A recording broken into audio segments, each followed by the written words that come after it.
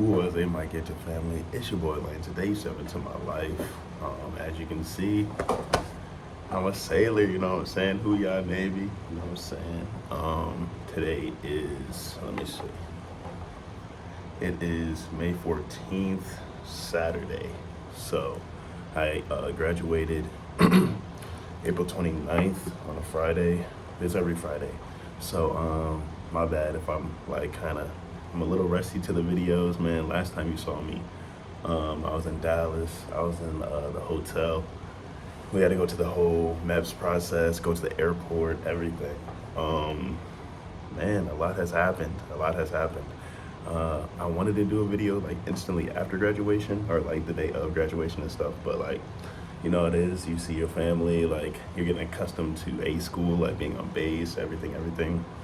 I'm a OS. I'm across the street from Bootcamp. So yeah, still in Illinois. You know, I got peoples in Mississippi, you know, Pensacola, just anywhere and everywhere but here, San Antonio, everywhere. I got some people here, so shout out Division 163, you know what I'm saying? You already know what it is. Yeah, it's actually surreal, like having my name and just seeing myself on camera like this, you know. But there's so much I want to say, but this is just gonna be a little bit like, of course, obviously there's gonna be more military videos, but I guess I could give you play-by-play a little bit, because bro, I gotta like, I kind of try to journalize it, like play-by-play of like P-days all the way to week 9 or whatever. So I can give you, it's so crazy because I used to watch these type of videos and here I am actually doing it, you know what I'm saying? So like, just let me, this is kind of surreal. But yeah, so boom. After that video of me being in the hotel, we woke up like 4 or 5 in the morning. We went to MEPS, we got a shuttle, then boom, we went over to the airport.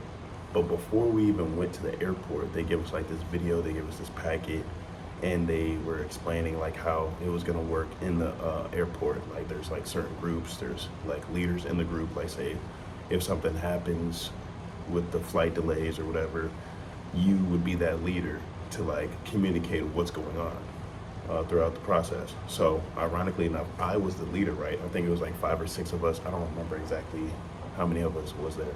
And they gave us a check to like at least $25, $30, like, you know, to eat before we have to leave or when we get there after we land or whatever. So boom, we were supposed to depart at, you know, February 17th was the ship out date, and we were supposed to depart at I think 4:15 p.m. So boom, we got there like, I don't know, like maybe 1 o'clock, 2 o'clock p.m. Yeah, everything was cool. We had like a rendezvous point, like we all like went our separate ways. We all got food and we were all like, obviously let's link back up at this particular gate, at this time. So boom, I had Chili's. That was like one of the last things I ate. I had like that whiskey burger, the grilled onions, the fries, honey mustard, strawberry lemonade. I'll never forget this, bro. And I was chilling with one of the homies. And boom, next you know, around the time when it was time for us to depart, mind you, it was hella freezing, hella cold over in Illinois, right? So they pushed back the plane. It was like, they said, okay, boom, 7 p.m. is gonna be around the time. So mind you, me being the leader, and then it sucked, cause like, bro, some people in the group were kind of lame. Like they were like, you're the leader, you should do this, you should do that. Like everybody, you know, backseat drivers. I was like, let me do my thing, bro. Like I'm already like psychologically trying to prepare, you know what I'm saying? Like my life is about to change. My life is changing. I'm in this airport, DFW airport, about to go to boot camp, you know what I'm saying? So boom, like I was calling the plane, or calling whoever I need to call. Boom, hey, our flight got delayed. Ooh. So it, in total, bro, got like delayed, I believe 5 or 6 times. Like 7 o'clock, 8 o'clock, 9 o'clock, 10 o'clock. Bro, low key, we didn't get there. Like I don't remember getting on the bus until like midnight or like 1 o'clock in the morning, like actually at boot camp. So we were supposed to, our first day was supposed to be February 17th. It wasn't until the 18th we actually got there for real. So mind you, typical story, middle of the night, freezing cold. But no, so, we got there, we finally got on the plane. They always said, like, get as much rest as you can. Like, even though it's like 2 hours or a few hours, you get as much rest as you can because you're not going to sleep.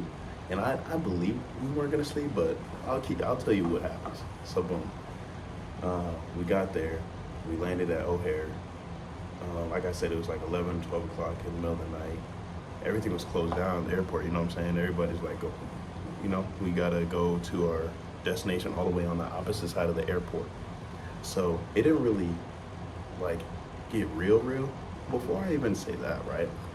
Mind you, before we even got on the airport, like all the delays, because it was like throughout the whole night, the whole day, like the planes kept getting delayed. So I'm calling all my people, calling my friends, calling everybody I know and love, and I'm like, hey man, this is it.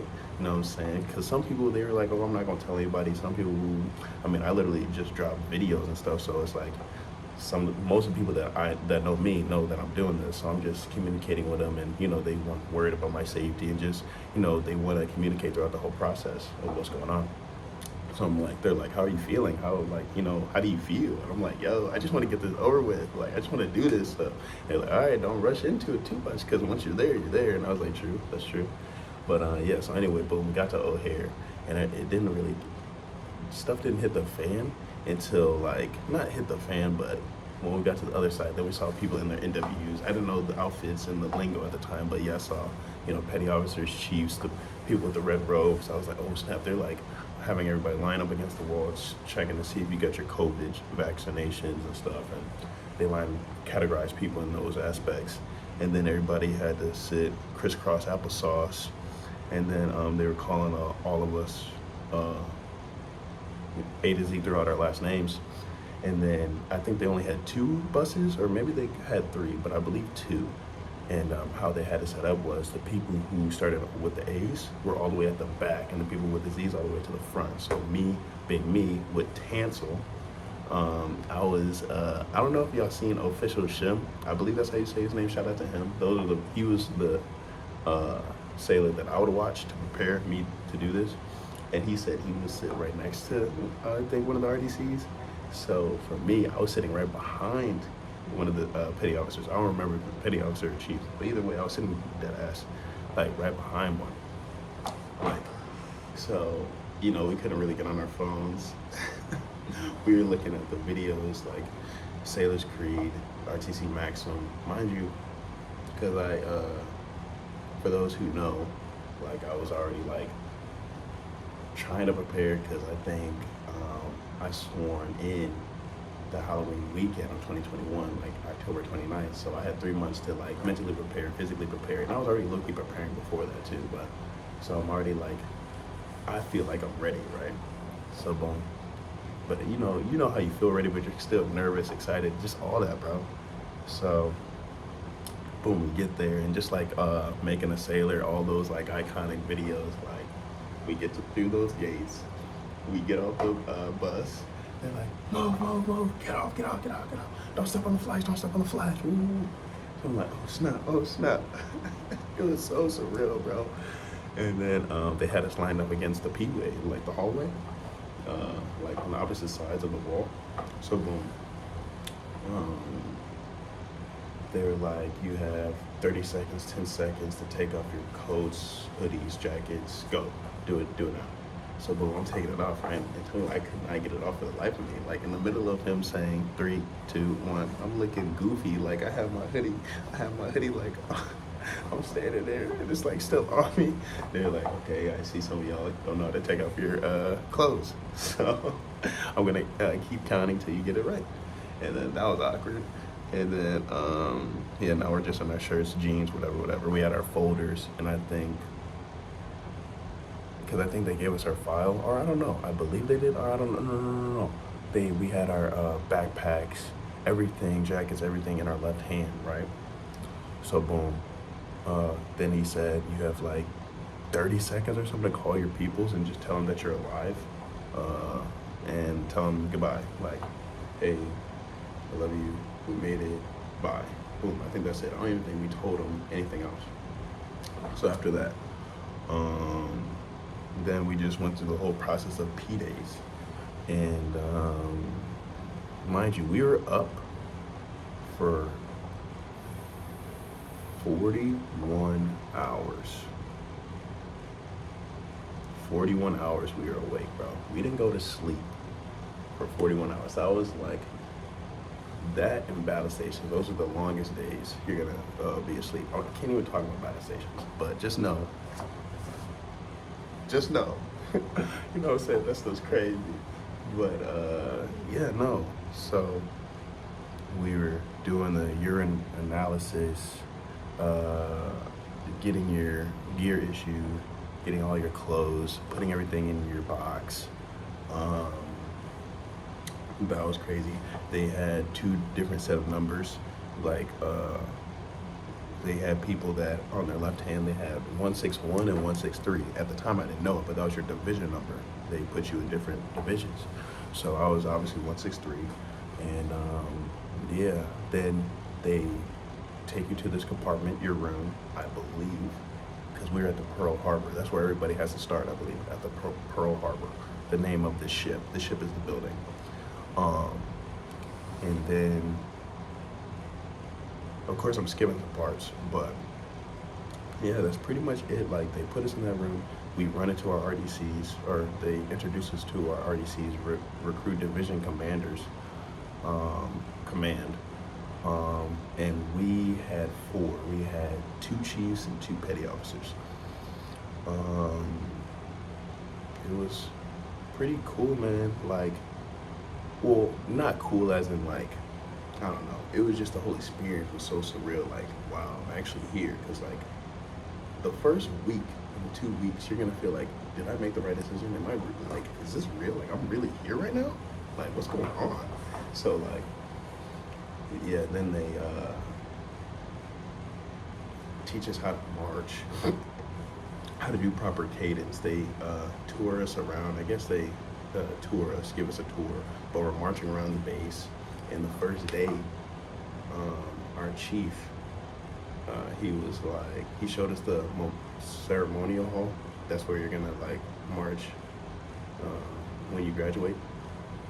And he was like, this is where you're gonna walk and graduate in if you make it. And just 2 weeks ago I did it, so it's just so surreal, you know what I'm saying, how everything's kind of coming back full circle. But yeah, no, so we were just marching around, just showing us around what we will be doing, teaching us about like what to expect throughout the process. And then of course the moment of truth. But by then they knew what they were doing while having the moment of truth though. Like, it's literally halfway throughout the day when you're tired as crap, you're like, oh my God, you can barely sit, you can barely stand. You're using all your force, all your energy just to have your eyes just open. And they're like, hey, if you did anything, just let us know. Ooh. I didn't do anything, so I'm good. So, yeah, there's that. P-Days, it felt like in itself, it was like 6 months. Like that first week, because your official week of boot camp doesn't start until after P-Days. That's like a whole initiation period. So like we didn't even get our end-ups until like I think the 5th day of P-Days. So I'm not gonna lie, like I broke down that 5th day of P-Days because it just, everything was so slow. Like nothing really was happening. They kept us inside the whole time. Like we barely was marching out there. Like I felt, and this was like the first time I was officially away from my family for real. Like my family, because I was coming from Texas. I was in Denton, UNT, like just the North Texas area. And I stayed 30 minutes away from my peoples. So it's like, obviously if it came down to it, I could just, catch an Uber or whatever, drive over there. Or like I'll give them a phone call, like, you know what I'm saying? They were like close.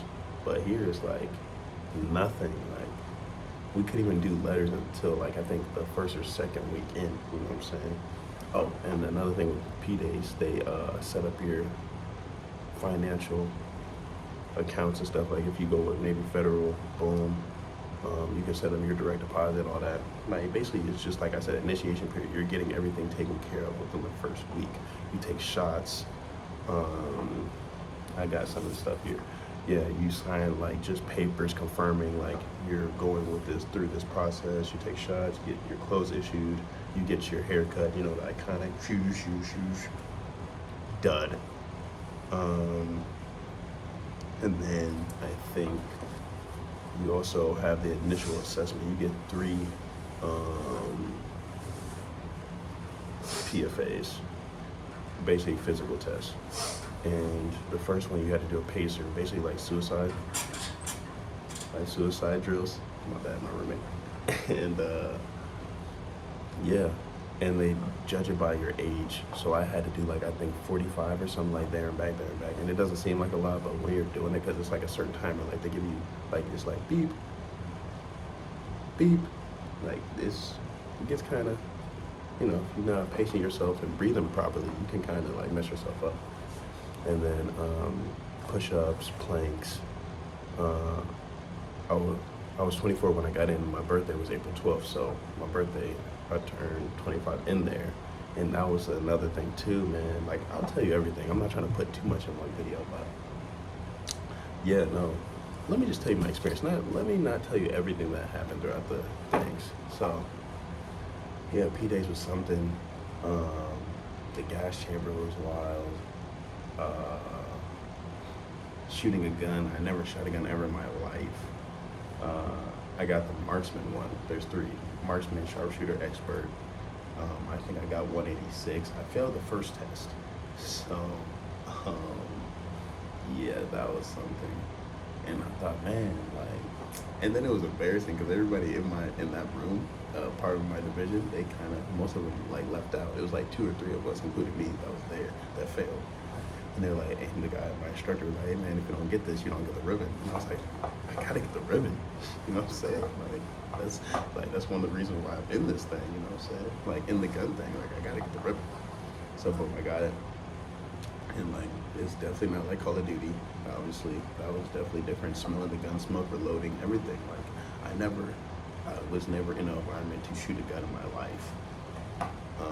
And ironically enough, I was coming from Texas, and you know Texas is known for their guns, but I always said I want to go to the range, but I never got a chance to, you know what I'm saying? So like, that was something. The swimming, I can do a whole video on swimming. Yo, that was intense, yo. Like, and I can swim, but you know, psychologically it messed me up because, you know, they had us in the line and people were messing up before I got there, before I like stepped off. And on the sides, like when you're sitting on the bleachers and you're in the room and you see the diving board, it doesn't look that high up, but when you get up there, it does get kind of high. And then they say they don't push you, but they kind of do, kind of like gently. They said step, push. And yeah, I swam around the buoy.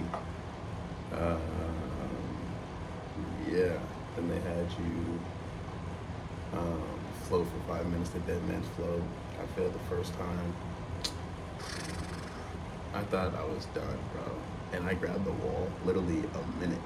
No. I grabbed the wall literally a second off.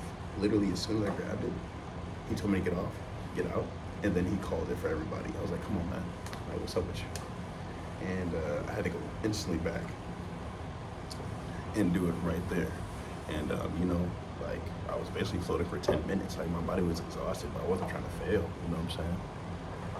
So then we had to do the coveralls where you had to put the air in the coveralls and hold it and float. That was only for like 10 seconds or whatever.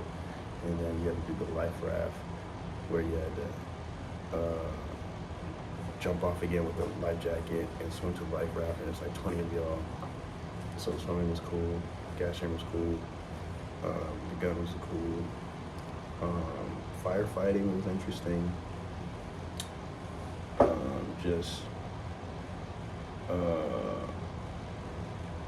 communication, putting on the equipment, just the whole process.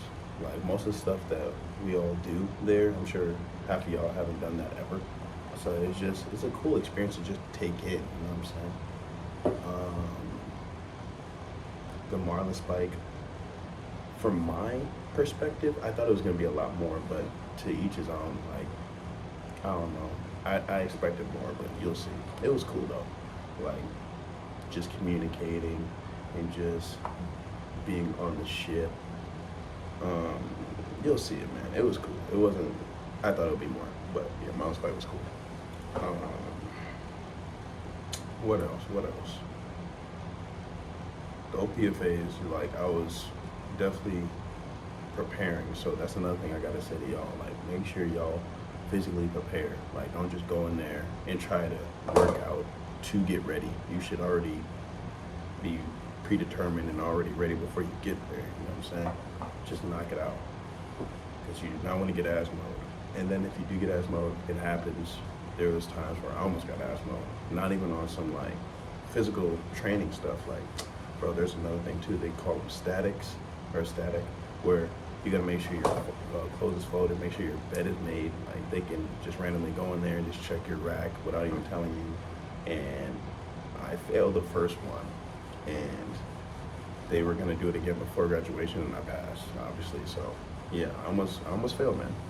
I would have felt salty, because, you know, I'm already writing letters on and having phone calls telling my people that, hey, I'm about to pass, and then, like, if I get pushed back, it's like, you know what I'm saying, my people already bought the ticket. So failure was not an option. So but yeah, we get, I think, 5 or 6 haircuts, 5 or 6 phone calls. It depends on, like, your division, your RDCs, and if you all are good. I'm not gonna lie, we were not the best division, but we were game dayers. Like, yeah, we didn't necessarily do good throughout practice and everything, but when it was time to deliver, we delivered. You know what I'm saying? Like, the leadership roles, I told myself going in, I was gonna be A-Rock. Like, that's my advice too. Like, be one of the leadership roles, RPOC, A-Rock, MA, ooh. Because I do music, I can get loud. You know, that's the ones that's doing the cadences and, like, you know, just chanting stuff. So I was like, okay, boom. We had our A-Rock auditions, right? They call it A-Rock Idols. So, boom, I did it, right? There's like at least 4 or 5 of us. Now, I can be loud, but my mistake was I do music and I was doing ad-libs in between. I was like, 1, 2, 2, 2, 3 or 4, 1, 2, yeah. They were like, don't ever do that again.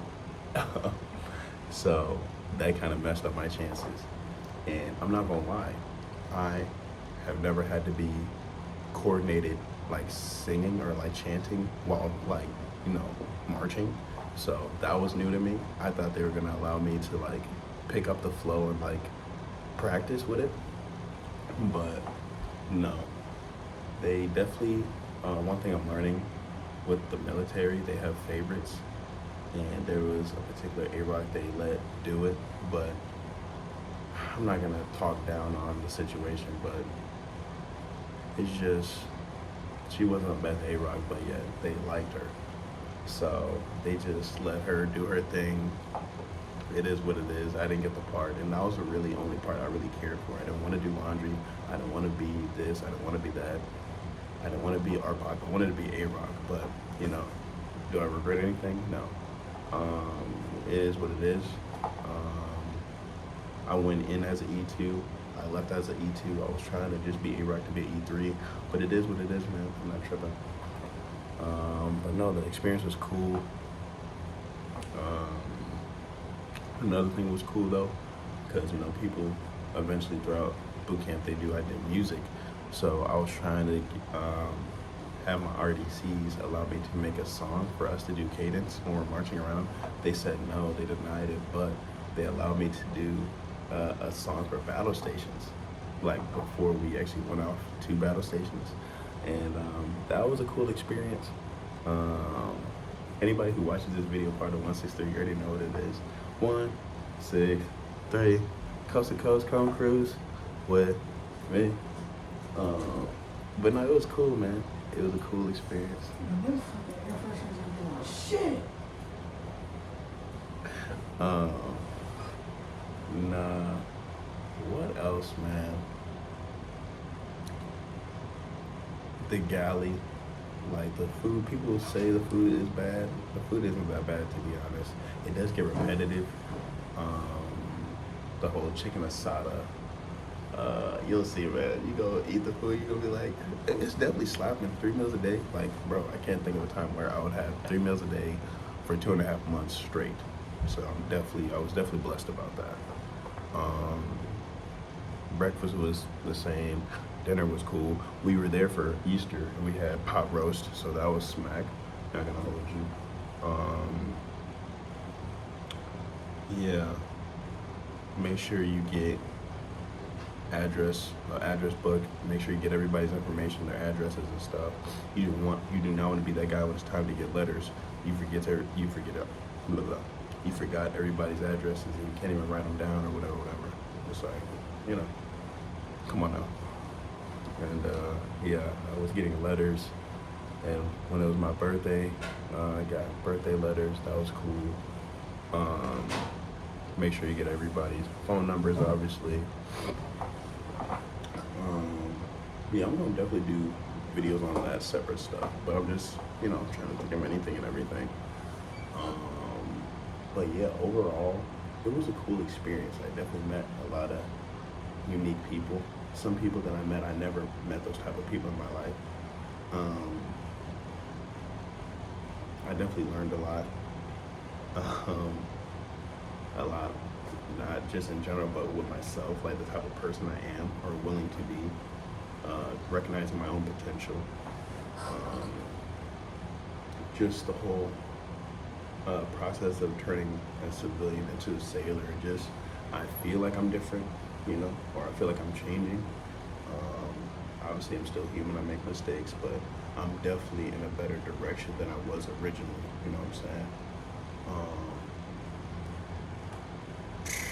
It was definitely cool. Would I do it again? I mean, I think it's too soon to even say that. I mean, it's 2 weeks since I literally graduated, so I don't know, man. It's definitely been a cool ride so far. In boot camp, though, they made it seem like I was gonna instantly start school. But like I said, it's been 2 weeks and I've been on holds, and that's a whole nother thing on base at a school. It's just nothing more than just cleaning and just a lot of mustering, a lot of like attendance. But yeah, like I said, I'm about to start school Monday as an OS. So that's cool, May 16th. So they said May 16th all the way to July 25th, like 2.5 months. Same thing like how boot camp was for me. So that's gonna be cool. I'm looking forward to that. Yeah, man, during the time when I was there, it was mad cold, February to April. Like even in April, you would think like spring's coming around, like the sun's gonna pop out more. It did, but the sun would be out and it's still cold. It was still rain. It was still snow. It was like, and it was trippy because like, I'm from Michigan. I'm from Detroit, Michigan. But before I came to boot camp, I was in Texas for about 10 years. So I was already accustomed to like that Texas heat, Texas weather, you know what I'm saying? So it was just crazy how one day it would be sunny, and the next day it's just raining and it's just pouring or just mad cold just to be cold, bro. Yeah, it was cool, man. Definitely a wild experience. Just anybody who is about to do this, whether you're in MEPS right now or you're thinking about the Navy, just remember why you're there. Remember, have like a motive, like, because people who would fold would be the ones who don't have anything going on. I saw people come and go. Like people who was originally in my division, they left. They cracked under pressure. Like they were like, I don't have anything going on here. Like, I don't even know why I came here, which is understandable. If you got stuff going on outside of here, then by all means leave. There's people who, there was one dude, he was part of the squad, he was cool people. Psychologically, it messed them up to jump off the diving board. And they call you swimmers if you can't pass your swim originally. You just gotta keep, anytime you got free time, they keep making y'all go back. And then you have to get the stamp of every main event. So like if you don't get that swimming stamp, then like you don't graduate. So all the way up until the end, like they put him in separations, and he was out boot camp, out Navy. So that was, and even one of the ones the squad was messing with. He was cool, like, he was cool people. So that was the best. And one of my homies that I came with from Dallas, from the airport, from like the hotel, Dallas hotel, he didn't make it, man. He didn't make it like past he didn't even make it to the second assessment because his knees were messed up. I don't know if he toured, I don't know exactly what happened, but that like hit home because he was like one of the homies, you know what I'm saying? And that's gonna happen to you, like, and I don't know, that like taught me a lot too in life, like life is unpredictable. Even though obviously we know this, but when you get certain reminders, like dang, like one minute your homies is here, next thing you know they're gone, or like that could happen on the ship, God forbid. Like one minute we're here, next minute, you know what I'm saying? So it just, a lot of things, everybody's experience and perspective is gonna be different, you know what I'm saying? But overall, it was definitely something that I needed and wanted to do, because I chose the Navy too. I'm gonna do another video of why I even chose to do this. But one of the reasons why I wanted to have that brotherhood. I wanted to have that whole experience of rite of passage.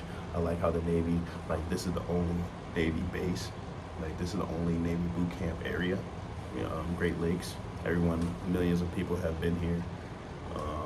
Hundreds of thousands of people. Well, maybe not hundreds of thousands, but thousands upon thousands of sailors graduate every week. Like, I don't know, man, it's just cool. I like that whole vibe, you know what I'm saying? And plus, like, I have a hand tattoo.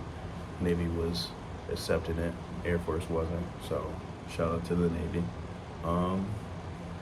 Yeah, I think that's pretty much it as far as my experience goes. Like, if you have any questions or if you want to say anything, I don't know, I can't get too in-depth of stuff it's just so broad. Just my experience, it was cool. I would do it again. Like, I loved it. Like, because I know my life is changing for the better, you know what I'm saying? Like, some of the stuff that I'm doing now I wouldn't be able to do prior to me being here, you know what I'm saying? Like, this is not random, but I figured I'd show y'all this because, you know, this is life of Lane. This is part of my life. Oh, shoot. But I got clippers now. I got my own little, you know, barber kit. You know what I'm saying? I'm about to start cutting hair and stuff. So, I don't know. That's one of the things I wanted to do in my life. I want to be a barber. I do music. I got a whole setup. I want to do music. I want to be a barber. I just want to do a lot of my life, you know what I'm saying? And I'm blessed to be in a position where the Navy can be a foundation to like take things that I want to do to the next level. So I guess that's the thing too. If you really want to do it, do it. Don't think too much about it. I was 24 when I made the decision. I was like, I wasn't trying to be 30 or, you know, however old going into it. And there's nothing wrong with you if you do decide to go to the military in your 30s. My roommate, my bunkmate, was a 38-year-old Iranian man, and he made it through. So, like, anybody can do it, you know what I'm saying? It's just up to you to really be determined to take the chance. Whether you do it for your family, do it for you, do it for your legacy, do it to travel, do it for money, do it for the honeys or women, vice versa. Like, whatever it is, the reason why you're doing it, do it. Like, you're the person like me right now, the only person that's stopping me is me in the mirror, or like this video, just seeing my reflection. So like, at the end of the day, it's your life, it's your bed, you gotta lay in it, and it's however you make it, bro. Like, no matter what you gain out of this video, your experience is your experience. It is your boot camp experience. If you want to make friends, if you want to do this, if you want to have that leadership role, if whatever it is you want to do, you have the possibility and power to make it happen. So just do it. Yeah, that's about it. I think I said enough. I hope I did. If not, please tell me. Like I said, this has been the first video in literally months. So just let me know. Put down in the comments if you like this. If you do like this video, type in 888. You know what I'm saying? 888 gates. If you want more content, this type of content. Yeah, I love y'all. It's been real. I'm definitely gonna have more videos coming. Just like I said, let me know. Like, we're a family here, the Gyfted family, you know what I'm saying? So that's about it, y'all. It's your boy Lane. Today you stepped into my life. I love y'all. Peace. Honey Baba.